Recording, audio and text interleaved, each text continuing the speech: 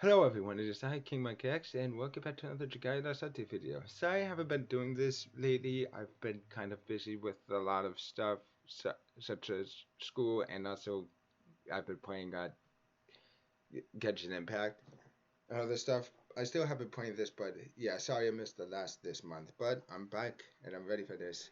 So, anyway, moving along, let's go in and talk about this. So, first up, they like first they talk about the daily free 10-foot summon event, which I'm glad they extended it so we can summon on this banner. Then there's of course Gal Reborn Poseidon and Napus are the new, both making history because Gal Reborn Poseidon is the first water team Gawa dragon, and Napus is the first water attuned mana caster, as well as the first rapid fire mana caster. There's of course the Phantom's Ransom event, in which they talk about the music being sung by the voice actors for both Lapis and Karina, the theme song. So there's kind of some spoilers with that, but I'm pretty sure you could, if you haven't been playing this event, if you've been playing this event, you already know who Lapis is, and if not, then well, I'm not gonna spoil you on who Lapis is.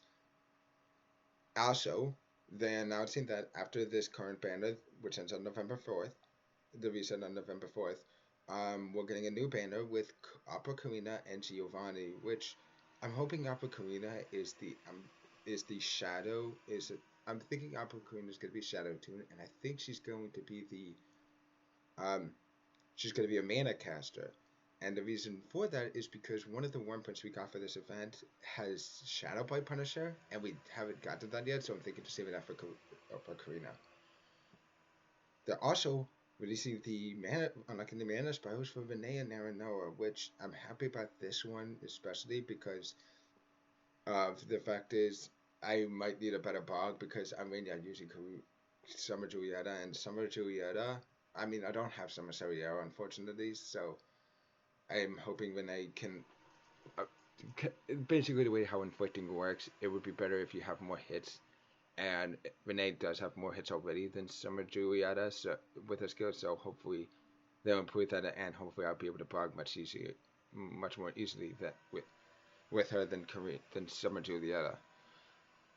Also on November 11th, recent on November 11th, we're getting master difficulty for Tartar's Wrath. This will mean all 5 elements will have unlocked. They're also going to be also for the New Year's Tiding, a Cape Parade event will make a return in mid-November, which means you can get Hana, Busa, and Ebisu. Also, this year's New Year's event will involve Hinomoto as well, so it looks like which hopefully that means we get to go to Hinomoto. Also, in late November, we're getting the new Legend difficulty, which is the name of the new difficulty we're getting for the Agito bosses, and it's only going to be Volk at first. Volk is going to be the first one, and we're getting him in late November, which is going to be fun. And okay, if you didn't know about the legend, it's because we found out about the name of the difficulty recently, um, in a translated radio talk show where he talked about oh, where Okada talked about it. Also, here's something that's new. So as he talks about how this is the new highest difficulty. Taking on this quest will not be for the unprepared or the faint of heart, or the faint of heart. It is designed to be more of a test of progression rather than a means of progression. So he hopes our players will be able to really sink their teeth into it. Also, to maintain game balance, that's a difficulty quest may only be undertaken by teams of a certain element. For Volkswagen Legend, only teams of Flame Detune adventurers may be used. This essentially means people who like to use the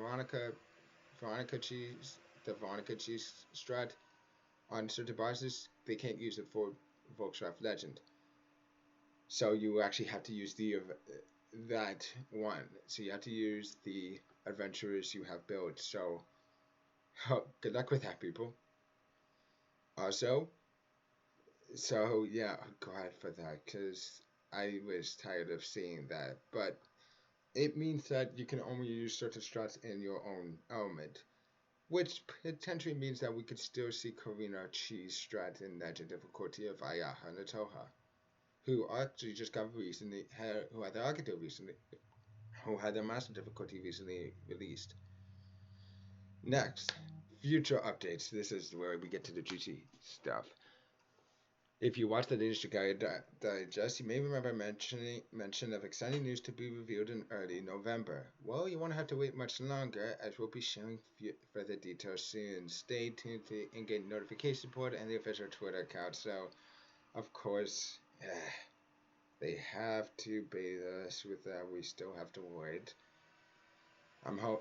Though many people have been thinking it might be a rerun of Chaos Protocol, and the main reason for that is because apparently both Rush and Mega Man got updates to their models, which hopefully which that's what people are thinking. And moving along, the 1 point quality of life features mentioned in the announcement edition of this month in Shigaya Dash will be added in an update in late November. First, you'll be able to register a group of 1 points as a set, so you can easily swap sets between adventurers. That's going to be great. The optimized feature will be tweaked so it does not exceed any ability value in the image while choosing the optimal 1 point combinations. Thank you. One of the issues that people saw is that the optimization feature wasn't really too useful. One time, straight days, I was in a call with him and he used it and he said, and it gave him like 4 1 points with skill damage. It gave him and it gave him a bunch of 1 points with skill damage within, and one of them happened to be the one for 40% for his character. It was for Hawk. I remember. It gave him 40 the bow one, and it gave him 3 skill damage 1 points for some reason.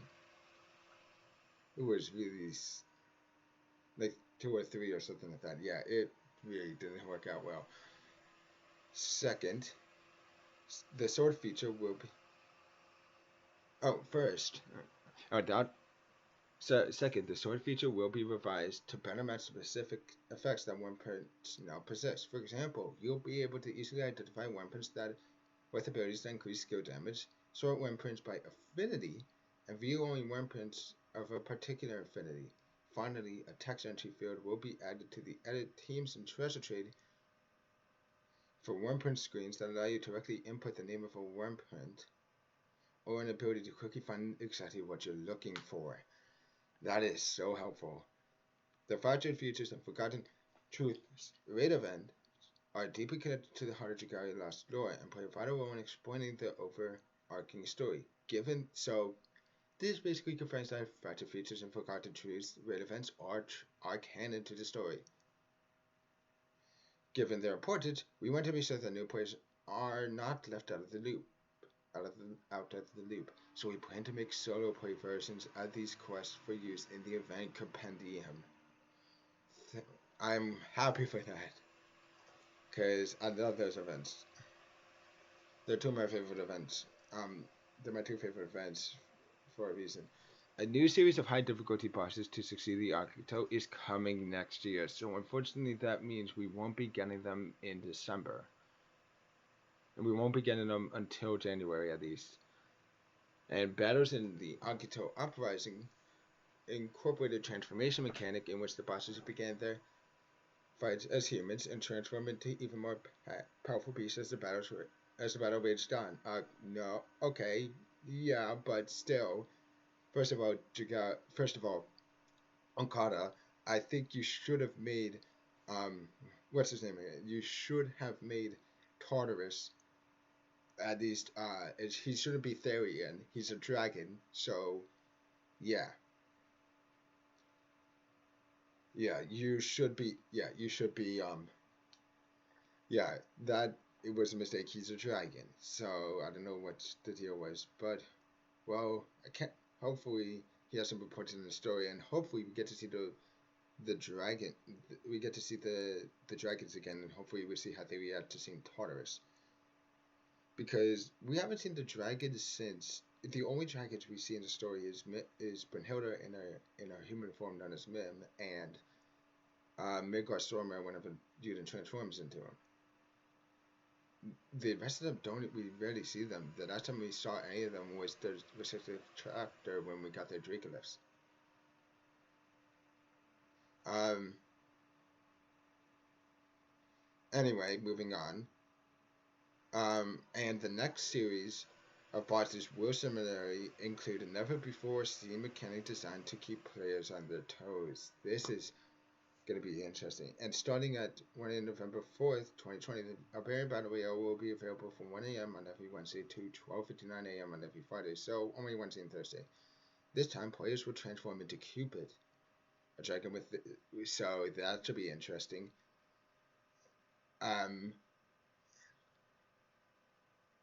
But it would definitely change up things since healing's going to be available for everyone. We plan to add additional elements to the Barbarian Battle Royale and adjust its rewards and updates this month and the next.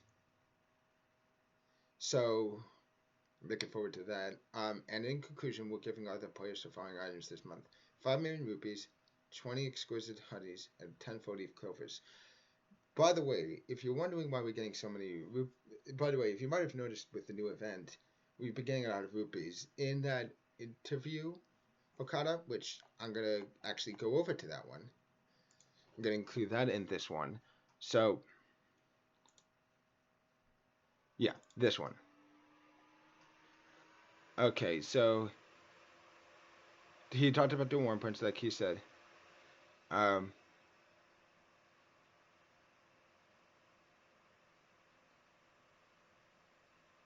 And there's also they talked about the Barbarian Battle Royale.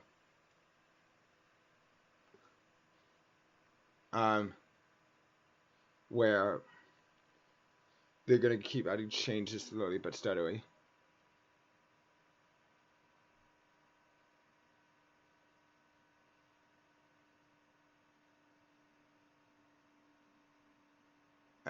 And also regarding rupees, players they talk about how they're changing stuff and adjusting the rewards. There's also regarding rupees, players grateful for the improvements made to the crafting system, but they talk about how people have been forced to use gold fastness to boost their rupee intake in every quest that they play, but preventing them from making use of other dragons in the roster. And they are apologizing for that, and they said that they're gonna be.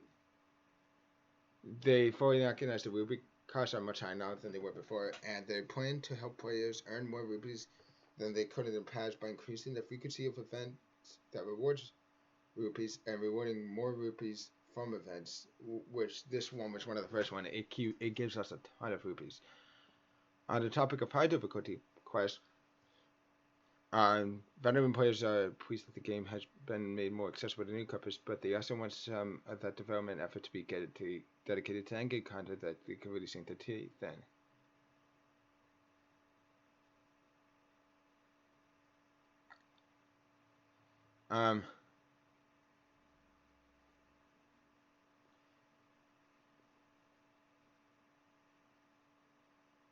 Yeah. So they talk about Legend, which to be quite difficult but not impossible to complete in solo play as long as your team possesses sufficient might.